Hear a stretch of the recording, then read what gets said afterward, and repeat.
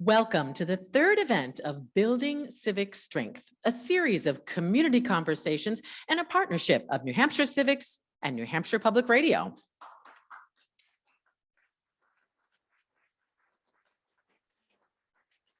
This evening, we're in Nashua, New Hampshire with a live audience at the Nashua Public Library. We also have an audience online. Welcome to all. Our series is based on a key question facing our country, our state, our cities and towns. How do we build civic strength? What do all of us, adults and young people, need to understand and appreciate to create civically stronger communities? A special focus of this series is civics education, and we'll definitely talk about that tonight here in Nashua. We have 4 guests joining us to explore these issues. I am very happy to introduce them. They are Sudie Lett, Youth and Education Coordinator for YOU, which stands for Young Organizers United. Sudie is also the head coach for varsity boys basketball at Manchester Central High School. Sudie, it is great to see you in person. Welcome. Thank you. Good to see you as well. Great to see you too.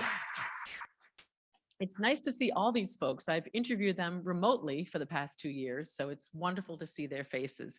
Next up is Chris Brooks. He's a longtime social studies teacher at Sauhegan High School. Chris also teaches ethics and philosophy at the college level. He's coordinator of an annual statewide student leadership humanities event called HYPE. And I'm sure you'll tell us more about that, Chris. Thank you very much for being here tonight. We appreciate it. Thank you for having me. Next to Chris, we have Melanie Levaik. She's a former Democratic state senator for District 12, which runs from here in Nashua over to Ringe. She is a candidate this year as well. She's a small business owner. She's active in her community, including as a trustee for her town. And Senator Levaik, again, nice to see you. Thank you for being here. Thank you. Thank you. And last but not least is Betty Tamposey. She's a Nashua native serving on many civic boards in the city, such as the Girls Club of Greater Nashua and Riviera University for 25 years. Betty has decades of involvement in national, state, and local politics, including time as a state representative. And Betty, it's great to have you too. Thank you.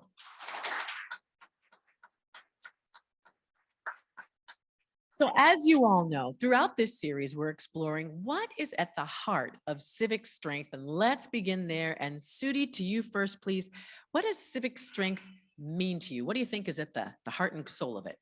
First, thank you for having me. Thank you all for being here. It's a pleasure and an honor. One of the things that I think is important for civic strength is basic education around it. I think a lot of us know the words senator, congressman, president, vice president, but we don't know what they do or what they really mean, or how do the people who get these positions matriculate to these positions. So I think knowledge is at the core of civic strength. We have to have a basic understanding of our local civics, and then our state civics, and then our national civics. So well, and I know we're definitely going to talk about that tonight for sure. And Chris Brooks, I'm sure you're happy to hear education as a lifelong civics educator. What do those words civic strength mean to you? Well, I have to agree completely with Sudie on the idea of knowledge, right? The ability to understand how our system works. But I would also add discourse, awareness, the honoring of other people, the idea that we are respecting other people, and the values that hold us together in common, and that we're working towards those values, even when we disagree on certain things. So those would be the initial reactions I would have, just how important that is. In terms of that. So awareness and the idea of working together. Yeah, and I know we'll talk later about discourse because that's what HYPE is all about, Chris. So Senator Levaik, you served in the legislature. You told me about some of your activities at the town level. What helps create civic strength? Well, I think involvement, engagement, those are keys. In our state, New Hampshire, we have we're basically all volunteers, aren't we? We have a volunteer legislature. We have volunteers that serve on the school board and the select board and library trustee. So we need good people who care about their community to step up and fill those roles. So Betty Tamposey, you too served in the legislature, many roles in the community here in Nashua. You also served at the national level in the first Bush White House. So what does that term civic strength mean to you, Betty? Civic strength, Martha Madsen, our executive director at New Hampshire Civics, where I serve on the board, coined the phrase civic knowledge is civic strength. And I love that. And so what comes to mind for me in terms of civic knowledge is a real understanding of history, understanding of what happened in this country, what's happened in Nashua, the history of we are the most diverse city in this whole entire state, what happened to our country, the founding fathers, as we call them, the founding mothers. Who were they? You know, who were these people? John Adams, Ben Franklin, Thomas Jefferson, George Washington, to bring a human face, to understand biography and to know what kinds of cross pressures they were under, to bring us these founding documents that our whole system is based upon. I think knowledge of history is great. I also think that equally as important is we need to know as Americans how democracies die. And that means expanding our understanding not only of our own country, but what happens in other countries and how they lose their democracies, because it happens. It really does. And it's tragic. And so I think knowledge of ourselves and others around the world is critical. So Senator Levaik, this may seem like the obvious question, but I'm going to ask it anyway. Why is civic strength important? I mean, what happens in a civically strong community or state that could be seen as a universal good? Well, that sense of community, first of all, is critical. And when people come together to solve problems or to fill a gap, a need, that is part of civic responsibility. It means that people may not all agree with every issue that they talk about, but there is something that they do agree on, whether it's completing a task or passing a warrant article. We just need to be involved there. Is there an economic benefit to civic strength? Well, sure. I mean, if people have those basic needs met, they're more able to give back to their community, to have jobs, hold down jobs. So there definitely is an economic strength. Yeah, and Sudi, what do you think about that too? I mean, and again, it seems obvious, but why does it matter really if we're civically strong? Well, it matters if we're civically strong because our country is built on the idea of civics. It's built on the idea of checks and balances. Every state has a government. We have a federal government. You have a local government. And I think it would put us into a really bad position if we didn't understand the mechanics of these particular levels of civics, levels of government. What we do with the Young Organizers United in Manchester is we try to make sure they're meeting all elected officials. You meet your school board member, you meet your alderman, you get a chance to meet the mayor. So you can see that these positions aren't just positions, these are people. And you want to be able to make relationships with people so that you can then hopefully make change. I got another question on that for you in a minute, but Betty, I can see you want to jump in too. I mean, why does civic strength even matter? Why should we care so much about this? Well, right here in Nashua, just to the west over here, we have the mill buildings. And for those that are familiar with what happened to Nashua, we had Textron that had owned these mills and they up and left. This was probably 50 years ago, left 5,000 jobs that were lost in this community alone. And the community came together. We formed as a community, not we, I was too young, but Melanie was my neighbor, by the way, growing up. Nashua, New Hampshire Foundation was formed and the redevelopment of Nashua started. And we became, it was a renaissance, going from what would have been a dying mill community into something that turned into a knowledge for tech, knowledge for high-level manufacturing. We restored the jobs, and it was because both sides came together, and we had this immediate problem. It was hugely economically impactful. So civic strength creates civic health. Strong economy, stronger, healthier people. Chris, I can't leave this question without letting you weigh in. Why should we even care about civic strength? Well, there's so much that we know our young people need, and that's more where I would would voice my opinion. And for 25 years of teaching public school and at the undergraduate level and graduate level, there's so much need. And it's not just economic need. It's need for conversation, need for greater awareness, need for the ability to get outside of their communities and have these types of conversations. And I don't think you can obviously quantify that very easily. But to me, that's the strength of what holds our communities together. And it also is the thing that at times we don't do very well. And we need to get working on that. And that's partly what I think will start to offset some of the major issues and divisions that we have. And I think it does start with how we teach our youth and how we support our youth and our organizations in and out of school. And there's a lot of work to be done there, but I'm excited about that as well. So I think that's where the strength comes from. And that in of itself is the inspiration for the future. You know, Sudi, you mentioned your students, you meet with state representatives and the mayor and so forth. It's easy to be cynical about politics in our country these days. I mean, what's the feeling that a young person gets when they can go to the mayor's office and they can say, this is happening in my school and I don't like it. This is what's happening on my block and I don't like it. Like, what's the lesson or the feeling that a young person gets? I'd say the first feeling is surprise. And I like to do it really casually when we're in Manchester. You know, they'll come in for a meeting and I'll just say, hey, we're going to go talk to the mayor. It's like, wait, what? Like, we can do that? It's like, sure you can. I mean, we're a part of this community. The mayor, who does a great job in Manchester, she's part of the community. She wants to hear from you, and I'm sure you want to talk to her.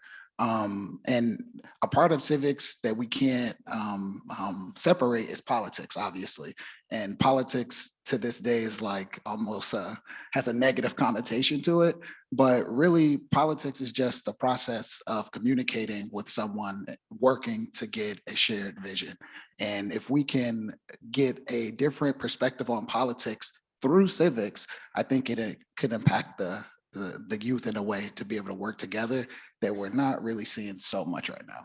So does it make them feel sort of more empowered and maybe a little less cynical? For sure, much more empowered. And I believe that it does wonders for their positive self-image. When they can see themselves being the mayor, when they can see themselves sitting on a panel, when they can see themselves in these positions, it goes a long way for their education. Senator Levaik, you were nodding there. What do you think? You want to jump onto what Sudi said? I think you're just so right. And when I think about parents and, you know, adults and how they can be a part of this as well, we have to remember that we are mentors. When we have children, ensuring that they have a good education, a good school to go to learn in, those are all important responsibilities for us as parents, participating in that process of, you know, voting at your school board meeting, you know, voting for your select board and for your state rep and knowing who you're voting for. I talk a lot about voting because I was a senator, you know, and a representative, but I see that as a very important role that we all play. And when we as adults model that, our children can see what they can do and be. What do you think, Betty? Is civic strength an antidote to the civic cynicism that we see these days? Yeah, I mean, I think that what we need to really look for are leaders that help us understand ourselves. In other words, what kind of story are they telling about us? What is our story together? And is this particular leader focusing on the positive, focusing on aspirations of things that we can do together, or is it fear-based mongering? And I think as citizens, we need to really learn to discern that, because it's so easy for me, you know, sometimes to get really concerned, as we all do, about things, but to understand what's fact and what's not fact, to understand the difference between, you know, fact and falsity, and to really know sources of where this information comes from is critical to the health of how we are. And I'm glad you raised that, because that's going to be the focus of our next event in Rochester in a couple of weeks. So we're going to be focusing in almost exclusively on that, because it's so important what you said. Go ahead, Senator Levaik. Yeah, along the lines of what Betty said, I think about how people vote for Ds or Rs because that's what their parents did.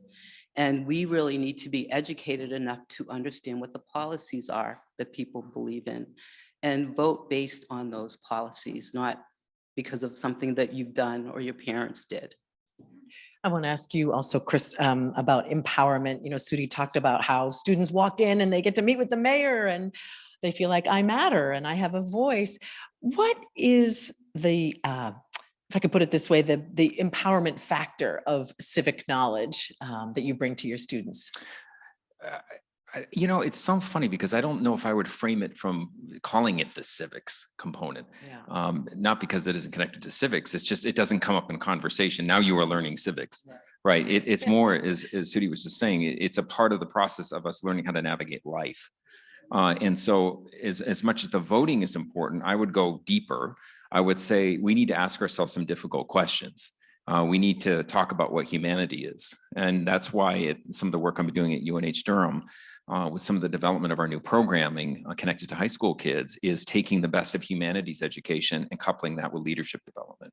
And I think that's a different model in the sense that often we talk about leadership an awful lot, but without those big complex questions that need to be grappled by all of us. Why are we here? What are we doing? What's our purpose? What's our responsibility to each other?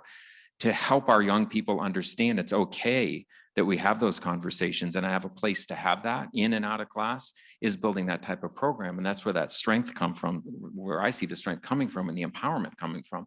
And then actionable items off of that. Then we go and we vote, because at that point we have a sense of direction and we understand ourselves better. And so this is the new cutting edge I think we're working on. And I'm so excited about our state, because our state and our university system is starting to pick up on this. And it's an investment in our next generation. And when we have those conversations and we learn a little bit more about that, that's what we're learning about ourselves. And that, to me, that's just powerful. And that's where the authentic element comes from. And we're going to hear from a high school student in just a moment. But, you know, Betty, while we're focusing on students, let's not forget the adults. Many adults could probably use a civics refresher. What are the key components, to say the least, right? What are the key components of civic knowledge, do you think, Betty, for everybody that would bolster civic strength? Yeah, no, you know, and that's all of us. I mean, that's all of us. I'm in a book group, for example, and we read the Constitution. It had been a long time since I actually sat down and read the Constitution. We discussed it. We looked for what undergirds, what values are undergirding the Constitution. We read the Declaration of Independence. Starting with our documents, the very thing that the foundation upon which we're living here through our governance, I think it's important to know what is actually in those documents. What are the Bill of Rights? You know, which ones are at play? So that when we look at issues, and policymaking is a tough thing, and it's a brutal sport sometimes when stakes are so high, but when we can look at it through the lens of what's intended here, what is the rule of law, what's democratic virtue, what are democratic values, what's inclusion, where does difference come in, where's the collective good, the individual right, the individual good, those kinds of balancing of issues, those lenses are critical, but those documents help us to see it in the context in which we live in. So I'm impressed that your book club read the Constitution. I'm not sure how my book club would react if I said, let's do that. I'm Laura Canoy, and you're listening to Building Civic Strength, a partnership of New Hampshire Civics and NHPR. I'm speaking with Sudi Lett, Youth and Education Coordinator for Young Organizers United, Chris Brooks, Social Studies teacher at Sauhegan High School, Melanie Levaik, former Democratic State Senator for District 12, and Betty Tamposey, a Nashua native with decades of involvement in national, state, and local politics. We'll be right back with more of this conversation, along with questions from our audience, all recorded live recently in Nashua. So don't go away. I'm Laura Canoy, and you're listening to NHPR. Welcome back to Building Civic Strength, a series of community conversations that kicked off this spring across the Granite State. At each event, we've been asking our guests, what is at the heart of civic strength? We've also been hearing from both in-person and online audiences. Now, for those of you here at the Nashua Public Library, please hold up your question cards. Don't be shy. So Michael Brindley can see you're ready, and he'll start inviting people to the microphone very soon. And if you're part of that large online audience, please put your question in the Q&A function at the bottom of the screen, and we really will try to get to as many people as possible. As I said earlier, a special focus of this series is on civics education, young people, and we just talked about that in our first 20 minutes. So here's my question, and Sudi, to you first, I think. How can we teach young people to use their civic voices in a responsible manner, especially across political and cultural differences? Well, it starts with an issue. You have to decide if you have any issues. Issues can come from all sorts of avenues, but we start with a common issue. For our youth, it was student voice. It was the fact that they felt like their voices weren't being heard. The next step after they decided on an issue was they organized a group of people, a group of peers. And so they organized themselves. They shared the same issue. And then my role after those two kind of steps was to allow them to work within the structure that's set up. So we need to know who's your alderman in your ward. We need to know who's your school board member in your ward. And we want to be able to provide additional support by getting your teacher involved, by getting your principal involved, by getting any type of adult in an after school program or anyone else that can help aid your process. And then we just, I hate to say it like this, but we work the system. Yeah, absolutely. So basically the issue was they felt like they didn't have enough voice in the Manchester School Board. Was that it? Yeah, so they felt like their voices weren't being heard, and what they wanted was to have a seat at the table. They wanted to be able to talk about what was going on in the classrooms directly to the school board members, because who would know better other than the students? After an 8-year campaign, the students won their campaign to have a student added to the school board. So right now we have high school representation on the school board, and it's been great so far. Wow, but they used the civic structures in place to make civic change. That's awesome. And Chris, same question for you, teaching young people to use those civic voices, but in a responsible manner across many of the differences that we see in our country. What an interesting challenge, no doubt. I think for me, it comes down to the fact that it's about building programs. And when I say that, I don't mean I'm building the program. I mean that it is a cooperative endeavor between faculty and students. And at Sauhegan High School, that's the core of our high school, which is the idea that we are coaching and mentoring. We are not dictating. We are not lecturing down to. And I think that element is so important. And so when I started my teaching career, one of the things that first thing was told to me by our superintendent when I was hired is, I don't want you to teach a class. I want you to build a program. And I didn't quite understood what that meant when I was 26. I was kind of, okay, sounds great. Yes, I don't know what that means. And then I was kind of sent out. But what the division was is that if we're going to have kids who are interactive, then you need to run along with them. If we're going to have kids who are going to be involved in things, it's going to get messy.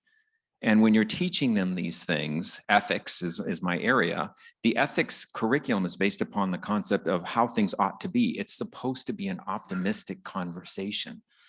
And so often ethics is only termed as being kind of rules and regulations and catching people. And of course, there are issues around that we have to do those types of things to keep our industries healthy and deal with problems and issues that we need to deal with. But for me, it was building that program around thoughtfulness that was connected to, kind of being invigorated by the fact that kids, this is about our opportunity to make this a better place, to look at some of these problems and work on them, learn about the theory, the concepts in class, and then do something about it. And from that came class, but then all of these leadership opportunities that our kids are now involved with, running state conferences, led by students, for students, our community responsible initiatives that we're involved with, raising money for foundations that we've had incredible success with. And I think a lot of it's because it was seen by our school, and luckily I was given the opportunity to build a program rather than just teach a class and then move on.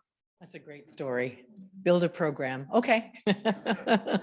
Let's go to our audience here in Nashua, and go ahead. Thank you for coming out. Please give us your name and where you're from, and give us your comment, please. Hi, Sherry Dutsey, Nashua. And Mr. Lett and Mr. Brooks, I applaud what you're doing. I mean, it's just so exciting, and it all starts with engagement and walking them through the process. But my question is, how do you instill a sense of duty to serve in one's government? We are